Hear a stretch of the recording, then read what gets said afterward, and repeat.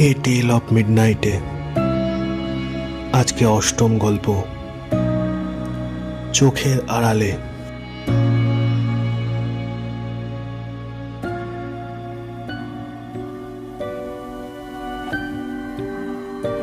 সবে চোখটা একটু লেগেছিল, এমন সময় একটা আওয়াজ শুনে তন্দ্রা ভেঙে গেল রাহুলের।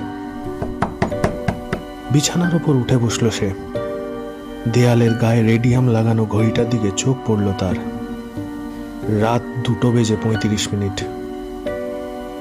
ঘরের মধ্যে একটা কম পাওয়ারের নীল আলো জ্বলে রয়েছে, তাতে যেন ঘরের অন্ধকারটা আরো বেশি ঘন হয়ে উঠেছে। কিন্তু শব্দটা কিসের হচ্ছিল? ভাবতে ভাবতে আবার আওয়াজটা কানে গেল তার। বাড়ির বাইরে সদর দরজায় কেউ যেন টোকা মারছে। ঘুমের ভাবটা এতক্ষণে কেটে গেছে রাহুলের। এত রাতে দরজায় আওয়াজ হওয়ার কি মানে? আর এত রাতে কেন? কেউ কি ডাকছে তাকে? কিন্তু তাই বা হয় কি করে? আজ মাত্র 2 দিন হলো সে এই বাড়িতে এসে উঠেছে। চাকরির জন্য এই দূর শহরে আসার পর থেকেই একটা মাথা গোজবার সুস্থ জায়গা খুঁজছিল সে। সারাদিন হাড়ভাঙা খাটনির পর একটা শান্ত বাড়ির মধ্যে বসে রিল্যাক্স করার যে আনন্দ, তা সে খুব ভালো করে জানে। তাই সপ্তাহখানেক আগে যখন শহরের একটা প্রান্তে বড় বড় গাছে ঢাকা এই ছোট বাড়িটার খোঁজ পেল, আর দেরি না করে যত তাড়াতাড়ি সম্ভব চলে এলো এখানে। এখনো পর্যন্ত এই এলাকায় কারোর সাথে পরিচয় হওয়া তো দূরে থাক, সামান্য আলাপটুকুও হয়নি। তাহলে শব্দটা আবার হলো। আগের বারের চেয়ে একটু জোরেই হলো যেন। সামান্য হলেও গাটা শিরশির করে উঠল রাহুলের। হাত বাড়িয়ে মোবাইলটা হাতে নিল সে। বিছানা ছেড়ে উঠে সুইচটা টিপতেই তাকে অবাক করে দিয়ে আলোটা জ্বলল না, অথচ নীল আলোটা এখনো রয়েছে। আরো কয়েকবার সুইচ টিপল সে, কিন্তু কিছুই হলো না। অগত্যা মোবাইলে ফ্ল্যাশ লাইট অন করে বেডরুম থেকে বেরিয়ে এলো রাহুল। ঘর থেকে বেরোলেই ছোট একটুখানি জায়গা নিয়ে ডাইনিং, তারপরই বাইরে যাওয়ার দরজা। মোট 3টে ঘর রয়েছে পাশাপাশি। তার মধ্যে একদম শেষেরটা রান্নাঘর। প্রথম ঘরটাতে রাহুল শুয়েছিল।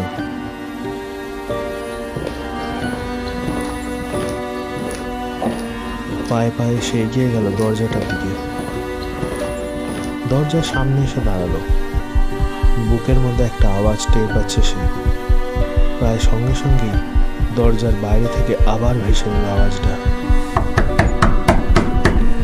রাহুল চেঁচিয়ে উঠল, কে? কোনো উত্তর নেই। মনের ভেতরে থাকা অস্বস্তিটা বেশ বেড়ে গেছে রাহুলের। কেমন যেন একটা ভয়ের অনুভূতি হচ্ছে তার। বেডরুম থেকে মৃদু আলো এসে পড়েছে মেঝের ওপর। ডাইনিং এর আলো সুইচটায় চাপ দিয়ে আলো জ্বালতে চাইল সে, কিন্তু এবারেও তা জ্বলল না। দরজার সামনে গিয়ে দাঁড়ালো রাহুল। কান পেতে দাঁড়িয়ে রইল চুপচাপ। আর কোনো শব্দ আসছে না। চারিদিক ভীষণ নিস্তব্ধ, ঠিক আগের মতোই। অবাক হয়ে দাঁড়িয়ে রইল রাহুল কিছুক্ষণ, কিন্তু তারপরে টের পেল ঘুমে তার চোখের পাতা ভারী হয়ে আসছে। বেশি কিছু না ভেবে কোনো রকমে বিছানায় শরীর এলিয়ে দিল সে। শুয়ে পড়ল। প্রায় সঙ্গে সঙ্গে ঘুমে তলিয়ে গেল।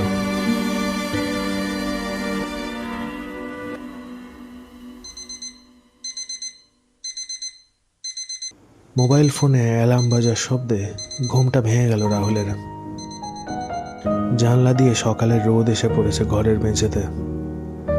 বাইরে দূর থেকে একটা নাম না জানা পাখির ডাক ভেসে আসছে। মনটা খুশি হয়ে গেল রাহুলের।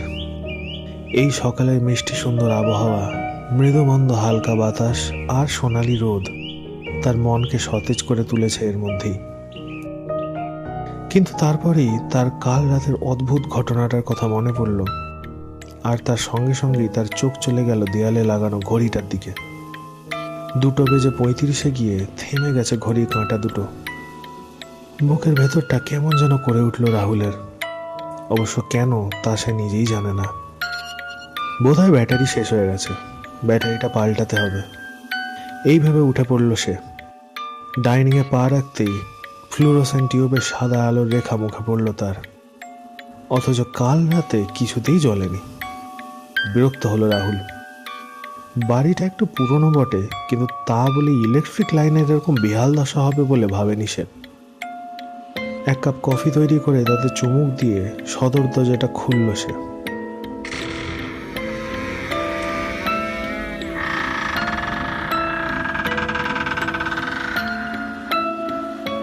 আর খুলতেই তার চোখ আটকে গেল।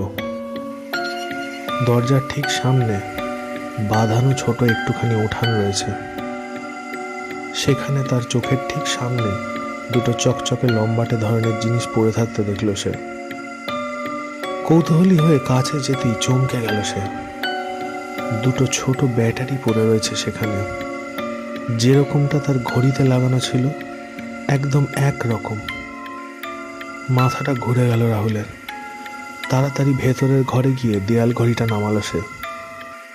ব্যাটারি লাগানোর নির্দিষ্ট খাপটা খুলতেই দেখল সেটা ফাঁকা, কোনো চিহ্ন নেই। কুড়িয়ে পাওয়া ব্যাটারি দুটো লাগাতেই আবার সচল হয়ে উঠল ঘড়িটা। টিক টিক টিক শব্দে চলতে শুরু করলো কাঁটাগুলো। সেই শব্দে রাহুলের সারা শরীরে অস্বস্তি শুরু হলো। এই দিনের বেলাতেও কেমন যেন একটা অদ্ভুত শিহরণ খেলে যাচ্ছে তার সারা শরীরে। যা ঘটল বা যা ঘটছে তার কোনো মানে এই মুহূর্তে সে বুঝে উঠতে পারছে না। মোবাইলের দিকে চোখ পড়তে সে দেখল 8:30 বাজে। 9:30 অফিস পৌঁছতে হবে।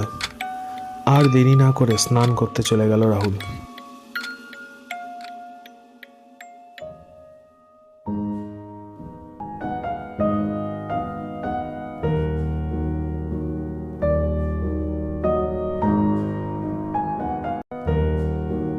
সেদিন বাড়িতে অনেকটা দেরি হয়ে গেল রাহুলের। কাজ হয়ে যাওয়ার পর অফিসের একটা পার্টিতে যেতে হয়েছিল তাকে। বেশ অনেকটা সময় সেখানে কাটিয়ে দেওয়ার পর বাড়ির দিকে রওনা দিয়েছিল সে। অফিসের গাড়ি যখন তাকে বড় রাস্তার মোড়ে নামিয়ে দিয়ে গেল, তখন হাত ঘড়িতে সময় বলছে 11:20। এই মোড় থেকে একটা গলিতে ঢুকে মিনিট 10 হাঁটলে তার বাড়ি। গলিতে ঢোকা মাত্র রাহুলের মনে হলো তার চারপাশে যেন হঠাৎ করে অন্ধকার নেমে এসেছে আলকাতরার মতো। অনেকটা দূরে একটা ল্যাম্পপোস্ট থেকে যে আবছা হলদে আলোর রেখা চোখে পড়ছে তা যেন অন্ধকারকে আরো বাড়িয়ে তুলেছে। আকাশের দিকে একবার চোখ গেল রাহুলের। কালো রঙের আকাশে একটা মিটমিটে তারাও নজরে এলো না তার। ক্লান্ত শরীরটাকে টেনে টেনে এগিয়ে চলল রাহুল। কোনো রকমে বাড়িতে পৌঁছে একটা লম্বা ঘুম দিতে চায় সে, কিন্তু যতই সে এগোতে লাগলো তার বাড়ির দিকে, ততই তার মনের মধ্যে একটা অস্বস্তি কাজ করতে লাগলো। নিজের অজান্তেই তার চলার গতি কমে গেল অনেকটা। দূর থেকে বাড়িটা নজরে এলো তার। বড় বড় গাছেদের মাঝে কি অদ্ভুত নৈশব্দ নিয়ে দাঁড়িয়ে আছে সেটা, যেন এক প্রাচীন কবর চুপ করে ঘুমিয়ে আছে কালচে সবুজ গাছেদের মাঝে। বাইরের গেটের সামনে এসে এক মুহূর্ত দাঁড়ালো রাহুল। তারপর গেট খুলে উঠোন দিয়ে সদর দরজার দিকে এগিয়ে গেল।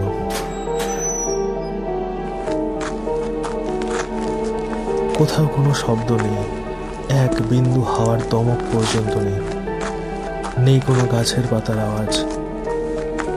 মনের অস্বস্তিটা সাময়িকভাবে চেপে রেখে দরজার তালা খুলে রাহুল ঘরে ঢুকে আলো জ্বালল।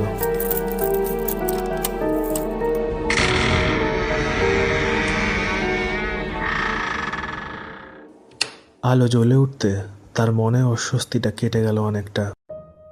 বেশ কিছুটা হালকা বোধ হতে লাগলো তার। ক্লান্তিতে তার শরীর চলছিল না যেন। তাই কোনো রকমে ড্রেস চেঞ্জ করে আলো নিভিয়ে শুয়ে পড়ল সে। আর ঘুম নেমে এলো তার দুই চোখে।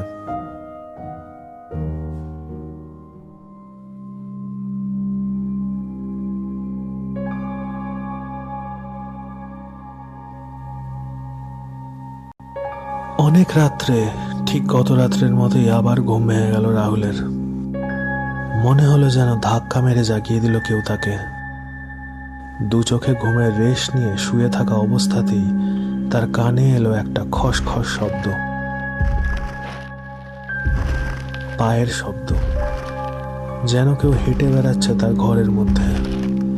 মেঝেতে তার পায়ের ঘর্ষণে শব্দ হচ্ছে। রাহুলের শিরদাঁড়া দিয়ে ভয়ের একটা ঠান্ডা স্রোত নেমে যায়।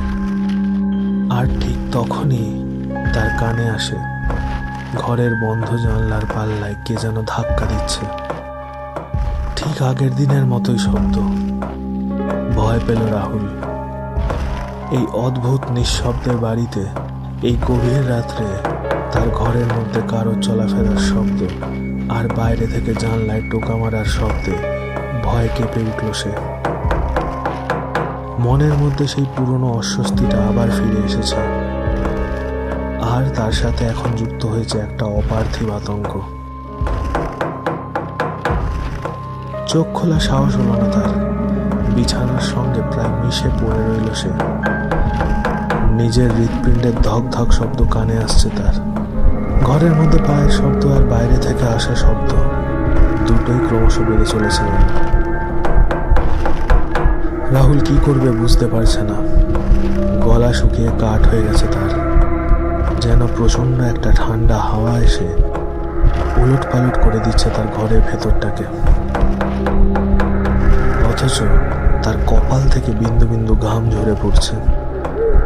একটা রাতচরা পাখির ডাক দূর থেকে ভেসে আসছে। তাতে এই আতঙ্কের পরিবেশ যেন আরো অনেক বেশি রহস্যময় হয়ে উঠছে। ঠিক এই সময় রাহুল অনুভব করল পায়ের শব্দটা তার বিছানার ঠিক পাশে এসে যেন থেমে গেল। চোখ বন্ধ করা অবস্থাতেই তার মনে হলো দুটো অনেক পুরনো অন্ধকার চোখ তার দিকে তাকিয়ে আছে, এবং সেই দৃষ্টির মধ্যে যে হিংস্রতা রয়েছে, যে ঘৃণা রয়েছে, যে মৃত্যু আকাঙ্ক্ষা রয়েছে, তা রাহুলের মনে এক ভয়াল ছাপ ফেলল। তার সারা দেহের রোম খাড়া হয়ে উঠেছে। অন্ধকার যে এত কঠিন, কঠোর, ভয়াবহ হতে পারে তা তার জানা ছিল না। হঠাৎ তার মনে হলো সেই চোখ দুটো তাকে আর দেখছে না। ক্রমশ যেন সেটা অনেক দূরে চলে যাচ্ছে আস্তে আস্তে। জানলা বাইরে থেকে আসা শব্দটাও কমে যাচ্ছে যেন। তার মনের মধ্যে চেপে থাকা অস্বস্তিটা আস্তে আস্তে কেটে যাচ্ছে।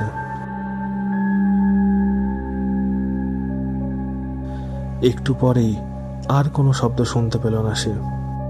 সব যেন মিলিয়ে গেছে অতীতের গর্ভে। তার মনের অস্বস্তিটাও কেটে গেছে পুরোপুরি। তবু তার ভয় কাটেনি। সম্পূর্ণ চোখ খোলা সাহস পায়নি সে। প্রাণপণে চোখ বুজে বিছানায় পড়ে রইল রাহুল। রাতচরা পাখির আওয়াজ ভেসে আসছে মাঝে মাঝে। সেই আওয়াজ শুনতে শুনতে কখন যেন আবার ঘুমিয়ে পড়ল সে।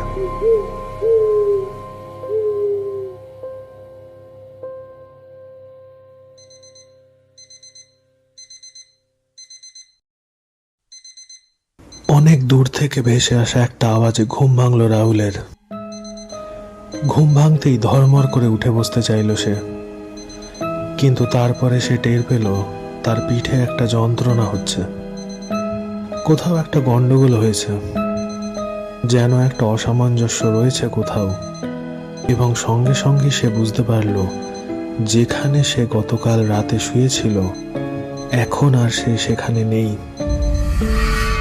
কোনো এক অজ্ঞাত কৌশলে এখন সে শুয়ে আছে তার পাশের ঘরে, খালি মেঝেতে। তার পিঠের নিচে নেই কোনো বিছানা। তার সামনের দেয়ালে নেই কোনো রেডিয়াম ডায়াল লাগানো ঘড়ি। আর যে শব্দ শুনে তার ঘুম ভেঙেছে সেটা তার ফোনের অ্যালার্মের শব্দ, কিন্তু সেটা আসছে পাশের ঘর থেকে, যেখানে তার নিজেরও থাকার কথা। এখন লাফ দিয়ে উঠে দাঁড়ালো রাহুল। আর এক মুহূর্ত এই বাড়িতে নয়। এখনো পর্যন্ত হওয়া কোনো ঘটনার ব্যাখ্যা তার যুক্তিবাদী মন তাকে দিতে পারছে না।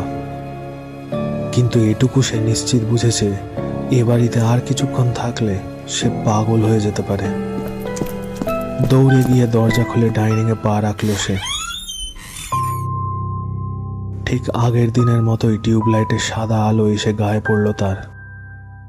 কোনো দিকে না তাকিয়ে পাশের ঘরে নিজের ফোনটাকে নিতে ঢুকলো সে।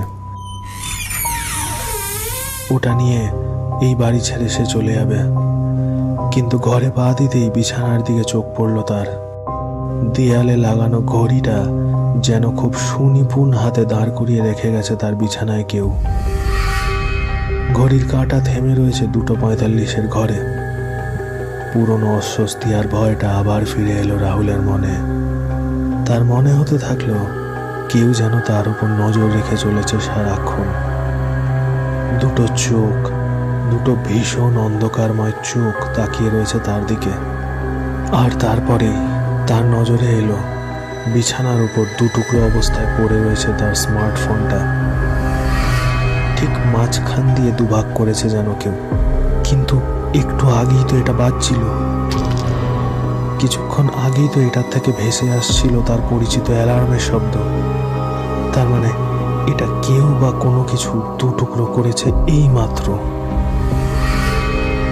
যখন সে ডাইনিংয়ে ছিল তখনই হয়তো। বাইরের দিনের আলো স্পষ্ট বোঝা যাচ্ছে। একটা সোনালি সূর্য মাখা দিনের বেলায় এই পুরোনো বাড়িতে দাঁড়িয়ে কেঁপে উঠল রাহুল। ভয়ে কাঁপতে কাঁপতে সে সদর দরজার দিকে এগিয়ে গেল। প্রতিটা মুহূর্ত যেন এক এক যুগের সময় মনে হচ্ছিল তার। দরজা খুলে বাইরে পা দিতেই তার কানের পাশ দিয়ে ঘড়িটা বেরিয়ে গেল। কেউ যেন ঘরের ভেতর থেকে সজোরে ছুঁড়ে মেরেছে ওটা রাহুলের দিকে। একটা অস্ফুট চিৎকার বেরিয়ে এলো তার মুখ দিয়ে। ঘড়িটা উঠোনে পড়ে ভেঙে গেছে। কাঁচের গুঁড়ো ছড়িয়ে পড়েছে অনেকটা জায়গা জুড়ে। দৌড়ে বাড়ির বাইরের গেটের দিকে গেল সে। বাড়ির ভেতর থেকে তখন সমস্ত জিনিস ভেঙে পড়ার আওয়াজ শোনা যাচ্ছে। যেন কেউ ভেঙে দিতে চাইছে, গড়িয়ে দিতে চাইছে বাড়ির ভেতরটাকে। রাহুল ছুটতে শুরু করলো রাস্তা দিয়ে। পেছনে পড়ে রইল এক উজ্জ্বল সকাল। সবুজ ঘাসে ঢাকা একটা শান্ত নির্জন পুরনো বাড়ি। আর এমন একটা কিছু যার ব্যাখ্যা সাধারণ বুদ্ধিতে দেওয়া যায় না।